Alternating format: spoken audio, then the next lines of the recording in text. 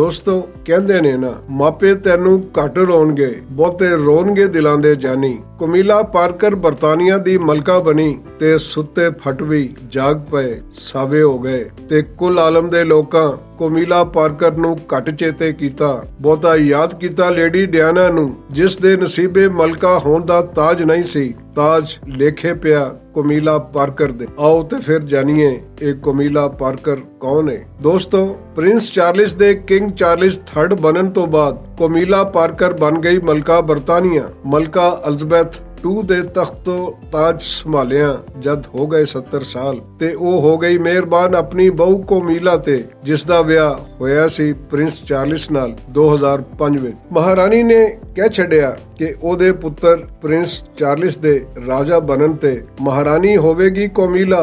ਗੱਲ ਸਿਰਫ ਇੱਥੇ ਹੀ ਨਹੀਂ ਮੁੱਕੀ, ਬਲਕਿ ਦੁਨੀਆ ਭਰ ਤੋਂ ਇਕੱਠਾ ਕੀਤਾ ਹੋਇਆ ਆਪਣਾ ਕੀਮਤੀ ਖਜ਼ਾਨਾ ਵੀ ਕਮੀਲਾ ਦੇ ਹਵਾਲੇ ਕਰਨਾ ਸ਼ੁਰੂ ਕਰ ਦਿੱਤਾ। ਤੇ ਗੱਲ ਹੋਰ ਵੀ ਅਗਾਂਹ, ਦੁਨੀਆ ਦਾ ਸਭ ਤੋਂ ਵੱਡਾ ਹੀਰਾ ਕੋਹੇ ਨੂਰ ਜੋ ਜੜਿਆ ਸੀ ਤਾਜੇ ਬਰਤਾਨੀਆ ਵਿੱਚ, ਕੀਤਾ ਉਹ ਵੀ ਹਵਾਲੇ ਕਮੀਲਾ ਦੇ, ਜਿਹਨੂੰ ਉਹ ਰਾਜ ਤਿਲਕ ਦੇ ਦਿਨ ਪਾਵੇਗੀ। ਇਹ ਕਹਿਣਾ ਸੀ ਮਲਕਾ ਬਰਤਾਨੀਆ ਐਲਿਜ਼abeth II ਦਾ। ਦੋਸਤੋ, ਲੇਡੀ ਡਿਆਨਾ ਪਾਰੂ ਜਿਸ ਕਿਸਮ ਦੇ ਹਾਲਾਤ ਰਾਇਲ ਫੈਮਿਲੀ ਵਿੱਚ ਹੋਏ, ਉਸ ਪਾਰੂ ਕਮੀਲਾ ਮਹਾਰਾਣੀ ਨਹੀਂ ਬਣ ਸਕਦੀ ਤੇ ਪ੍ਰਿੰਸੈਸ ਆਫ ਵੇਲਜ਼ ਵੀ। ਅਲਬੱਤਾ ਇਹ ਕਹਿ ਛੱਡਿਆ ਸੀ ਮਲਕਾ ਐਲਿਜ਼abeth ਨੇ, ਜਦੋਂ ਚਾਰਲਿਸ ਕਿੰਗ ਬਣੇਗਾ ਤੇ ਕਮੀਲਾ ਬਣੇਗੀ ਡਿਚਿਸ ਆਫ ਕਾਰਨੀਵਾਲ। ਦੋਸਤੋ, ਚਾਰਲਿਸ ਤੇ ਕਮੀਲਾ ਦੀ ਮੁਲਾਕਾਤ ਬੜੇ ਅਜੀਬ ਹਾਲਾਤ ਵਿੱਚ ਹੋਈ। ਉਹਨਾਂ ਦੀ ਮੁਲਾਕਾਤ 1970 ਦੇ ਅਵਾਇਲ ਵਿੱਚ ਹੋਈ ਸੀ। ਕਮੀਲਾ ਪਾਰਟੀ ਵਿੱਚ ਉਪੜੀ ਤੇ ਪ੍ਰਿੰਸ ਚਾਰਲਿਸ ਤਾਈਂ ਇਨ ਅ ਵੈਰੀ ਪੈਕੂਲਰ ਵੇ ਤੇ ਇਹ ਕਹਿਣਾ ਸੀ ਕਮੀਲਾ ਪਾਰਕਰ ਦਾ ਕਿ ਮੇਰੀ ਗ੍ਰੇਟ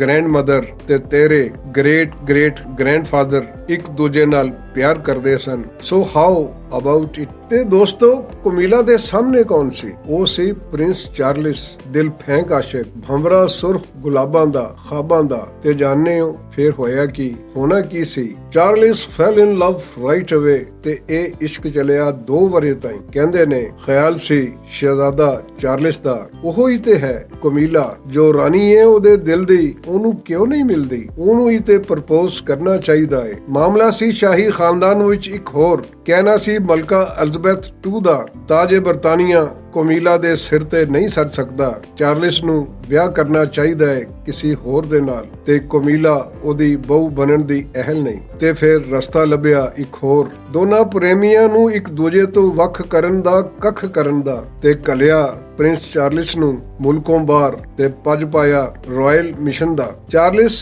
ਜੁਦਾ ਹੋਇਆ ਰਾਇਲ ਨੇਵੀ ਪਾਰੋਂ ਤੇ ਬਣਿਆ ਅਨਰੀਚੇਬਲ 8 ਮਹੀਨਿਆਂ ਲਈ। ਇਸ ਦੌਰਾਨ ਫੈਸਲਾ ਕੀਤਾ ਸ਼ਾਹੀ ਖਾਨਦਾਨ ਨੇ, ਆਖਿਆ ਕਮੀਲਾ ਦੇ ਮਾਪਿਆਂ ਨੂੰ ਕਿ ਉਹ ਪਰਨਾਹ ਦੇਣ ਕਮੀਲਾ ਨੂੰ ਉਹਦੇ ਪੁਰਾਣੇ ਬॉयਫ੍ਰੈਂਡ ਨਾਲ ਤੇ ਰਿਹਾ ਨਾ ਕਮੀਲਾ ਕੋਲ ਕੋਈ ਹੋਰ ਰਸਤਾ ਸਵਾਏ ਐਂਡਰਿਊ ਪਾਰਕਰ ਬੋਲਜ਼ ਨਾਲ ਵਿਆਹ ਕਰਨ ਦੇ। ਦੋਸਤੋ, ਪ੍ਰਿੰਸ ਚਾਰਲਿਸ ਪਰਤਿਆ ਤੇ ਉਹਨੂੰ ਪਤਾ ਲੱਗਿਆ ਵੇਲਾ ਹੱਥੋਂ ਖੁੰਝ ਗਿਆ ਏ, ਕਮੀਲਾ ਪਰਨਾਈ ਗਈ ਏ। ਫੇਰ ਕੀ ਸੀ? ਦੁੱਖ ਝੋਲੇ ਪਿਆ ਚਾਰਲਿਸ ਦੇ। ਬਿਰਹਾ ਵਿੱਚ ਵੀ ਬਿਰਹਾ ਦੇ ਹੱਥ ਅਸੀਰ ਨਾ ਹੋਏ ਤੇ ਮਿਲਣ ਲੱਗ ਪਏ ਇੱਕ ਦੂਜੇ ਨਾਲ, ਲੇਕਿਨ ਵਿਆਹ ਕਰਨਾ ਪਿਆ ਚਾਰਲਿਸ ਨੂੰ ਲੇਡੀ ਡਿਆਨਾ ਨਾਲ ਰਾਇਲ ਫੈਮਿਲੀ ਦੇ ਕਹਿਣ ਉੱਤੇ। ਦੋਸਤੋ, ਅੱਗੋਂ ਚਾਰਲਿਸ ਵੀ ਮੂਡੀ ਬੰਦਾ ਸੀ, ਜਿਹਦੇ ਇਸ਼ਕ ਤੇ ਫਿਰਿਆ ਰਹਿੰਦਾ ਸੀ। ਰਾਇਲ ਫੈਮਿਲੀ ਦਾ ਫਰਦ ਹੋਣ ਦੇ ਨਾਤੇ ਉਹ ਹੱਕ ਸੱਚ ਦੀ ਆਵਾਜ਼ ਕਰਨ ਤੇ ਮਜਬੂਰ ਸੀ। ਉਸਨੇ ਸਾਫ਼ ਕਹਿ ਛੱਡਿਆ, ਆਸ਼ਿਕ ਸੀ ਨਾ, ਇਸ਼ਕ ਲੁਕੋ ਨਾ ਸਕਿਆ। ਚਾਰਲਿਸ ਨੇ ਡਿਆਨਾ ਨੂੰ ਆਪਣੇ ਤੇ ਕਮੀਲਾ ਦੇ